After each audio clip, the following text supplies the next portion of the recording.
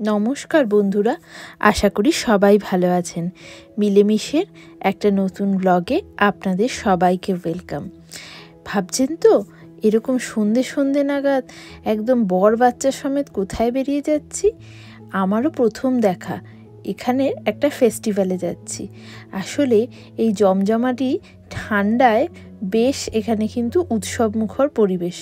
কলকাতাতেও যেমন বিভিন্ন মেলা চলছে, সেরকম এখানেও কিন্তু মেলার কমতি নেই।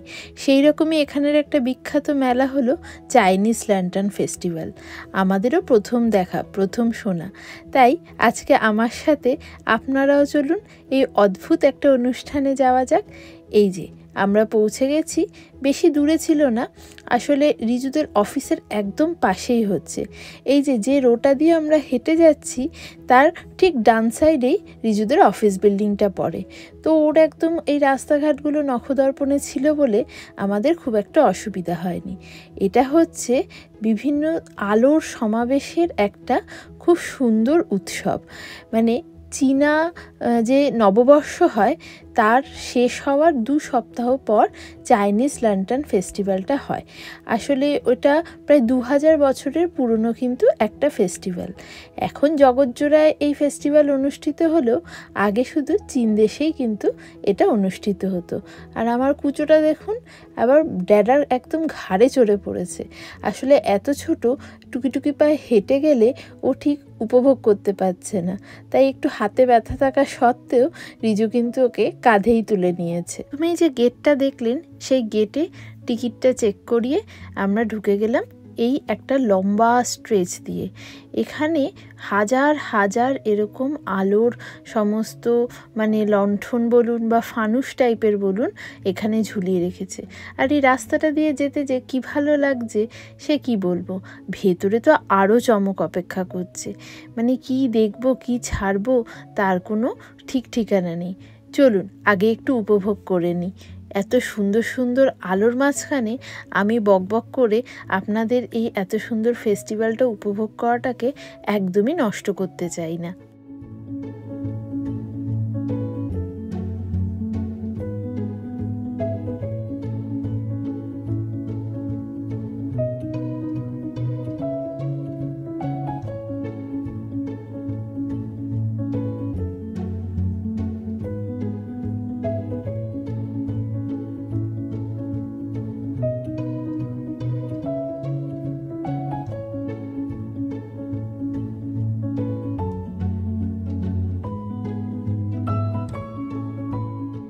লাগছে আপনাদের এই আলো ঝলমলে একটা পরিবেশের মধ্যে? আমার তো দারুণ লাগছে। এমনিতেই আলো আমার বরাবরই খুব প্রিয়। আর দেখেছেন যে কি সুন্দর সুন্দর কত স্ট্রাকচার তৈরি হচ্ছে। এইবার আপনাদের মনে এই প্রশ্নও জাগতে পারে, এই জিনিসগুলো, এই স্ট্রাকচারগুলো কি দিয়ে তৈরি? এই যে এত নিখুঁতভাবে করা পদ্ম ফুল, ব্যাঙ, তারপর পদ্ম ফুলের পাতা, অ্যানাকোন্ডা সাপ, বিভিন্ন ফুল, মানে এত কিছু কি জিনিস দিয়ে করা?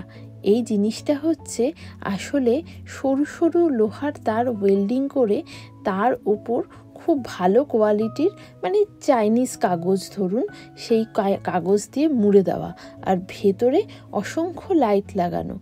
আর এইবার এইখান দিয়ে পাশ দিয়ে ওইখানে আছে অ্যাম্পি থিয়েটার। এটা কিন্তু একটা খুব বড় অ্যাম্পি থিয়েটার, কোকাবুথ অ্যাম্পি থিয়েটার। যাই হোক, চলুন এখন একটু প্রোগ্রাম দেখে নিই।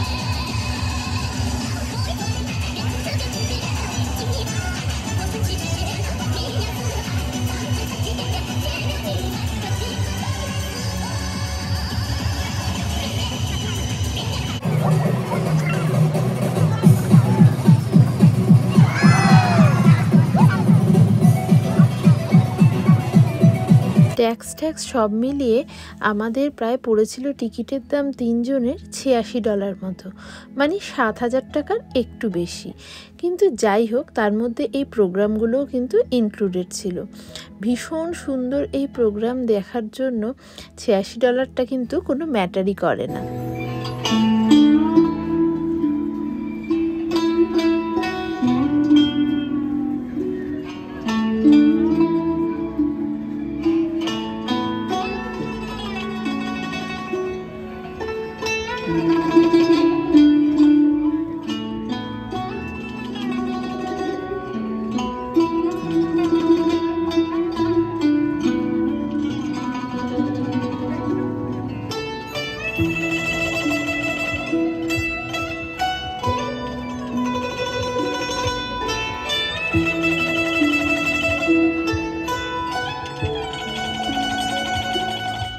ল্যান্টার্ন ফেস্টিভ্যালটা কিন্তু ক্যারির একটা এক্সট্রিমলি পপুলার ফেস্টিভ্যাল। আর যাই হোক, এখন আমাদের সাথে জয়েন করে ফেললো আমাদের বন্ধুর ফ্যামিলিও। আর এখানে বাচ্চাদেরও বিভিন্ন প্লেফুল অনেক অ্যাক্টিভিটি ছিল। আসলে এরা ভাবে যে আলোর উৎসবটা শুধু মানুষ দেখবে কেন, সেটাকে টাচ করে খেলে উপভোগ করুক। আর রিভু কিন্তু ভীষণভাবে উপভোগ করছিল। ওর যে কী আনন্দ হচ্ছিল এই স্কোয়ার স্কোয়ার লাইট থেকে, ও তো প্রায় নামতেই চাইছিল না।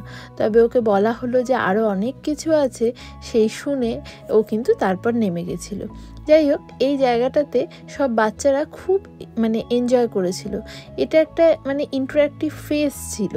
আরও বিভিন্ন ধরনেরও অনেক অ্যাক্টিভিটিস ছিল বাচ্চাদের জন্য, যাতে বাচ্চারা বোর না হয়। প্রতি বছরই শুনেছি এই ল্যান্টার্নগুলোর শেপ, আদল বা এদের ডিজাইন সব কিছুই কিন্তু চেঞ্জ হতে থাকে, কোনো বছরই রিপিটেশন হয় না। আর থাকতে না পেরে, ইনক্লুডিং মি, বাচ্চাদের সাথে বাবা মারাও কিন্তু উঠে যাচ্ছিল ওই স্কোয়ার স্কোয়ার লাইটিং জোনটাতে। চলুন এবার সামনের দিকে আরও এগিয়ে চলি। প্রচুর প্রচুর জিনিস দেখার আছে। আর এই দেখুন, একটা রুমের ভেতর এরকম সরু সরু চুলের মতো, তার মধ্যে লাইট লাগানো ছিল। কি যে মজাদার! তো সেই শিয়ালদার ট্রেনগুলোর কথা মনে পড়ে যাচ্ছিল।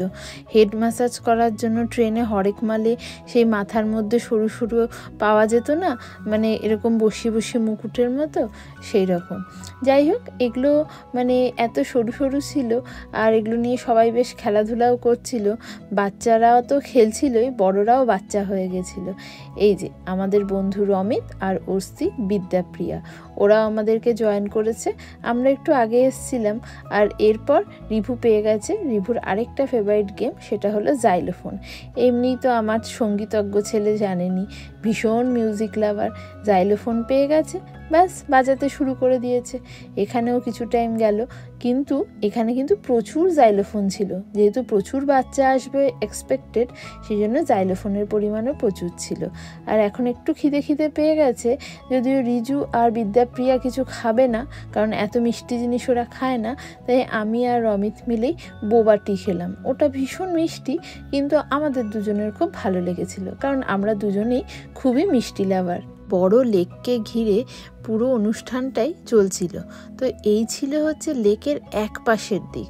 এবার আমরা চলেছি অপর পাশের দিক। আগেই বললাম রিজু, রমিত ওরা তো একই অফিসে চাকরি করে, তো ওদের অফিসের ঠিক পাশে হওয়াতেই এই পুরো জায়গাটা ওদের প্রায় নখদর্পণে। আর এইবার এই ফেস্টিভ্যালের সবচেয়ে বড় আকর্ষণ ছিল এই ড্রাগনটা। জানেনই চায়না প্রদেশে ড্রাগনের কি বিশাল প্রতিপত্তি। এই 200 ফিটের এত বড় ড্রাগনটা ছিল এইবার কিন্তু চাইনিজ ফেস্টিভ্যালের মেন আকর্ষণ। আর এই দিকে দেখুন বিভিন্ন ধরনের চাইনিজ কালচারও লাগানো। ওরা ঠিক যেরকম জিনিসগুলো বেশি পছন্দ করে সেই রকম। আর এইবার আমরা চলে এলাম ডাইনোসর ওয়ার্ল্ডে।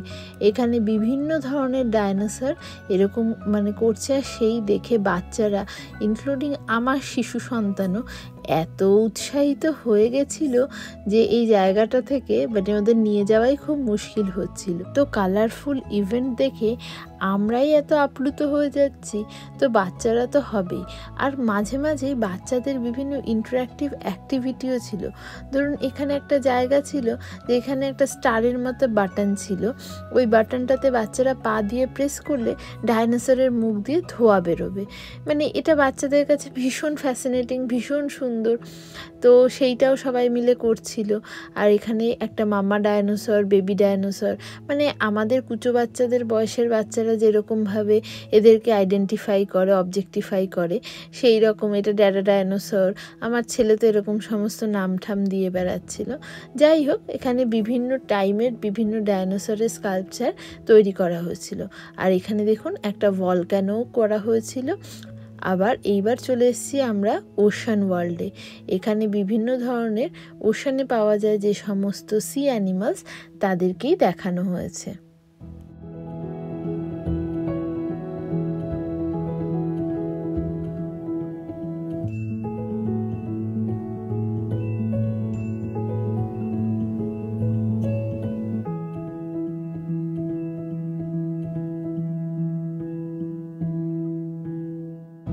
ল্যান্টার্ন ফেস্টিভ্যালটা আপনাদের কেমন লাগছে সেটা কিন্তু আমাকে অবশ্যই জানাবেন। আর প্লিজ প্লিজ প্লিজ আপনাদের প্রচুর সাপোর্ট, প্রচুর ভালোবাসা আমার দরকার। আপনারা অবশ্যই আমাকে সাপোর্ট করবেন, আর তাহলে আমি উদ্বুদ্ধ হতে হই অনেক। আর এইরকম সুন্দর সুন্দর মানে অনুষ্ঠান যেগুলো আমিও প্রথম প্রত্যক্ষ করছি, সেগুলো আপনাদের সামনে আমি তুলে ধরতে পারি। যাই হোক, একটা এত বড় ফেস্টিভ্যালকে ছোট্ট করে আপনাদের সামনে প্রেজেন্ট করার মানে ভীষণভাবে চেষ্টা করলাম। আপনাদের আশা করি ভালো লেগেছে।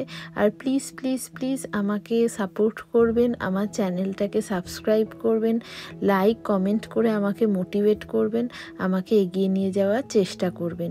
আর সবাই খুব ভালো থাকবেন, সুস্থ থাকবেন। দেখা হবে পরের একটা ভ্লগে। নমস্কার।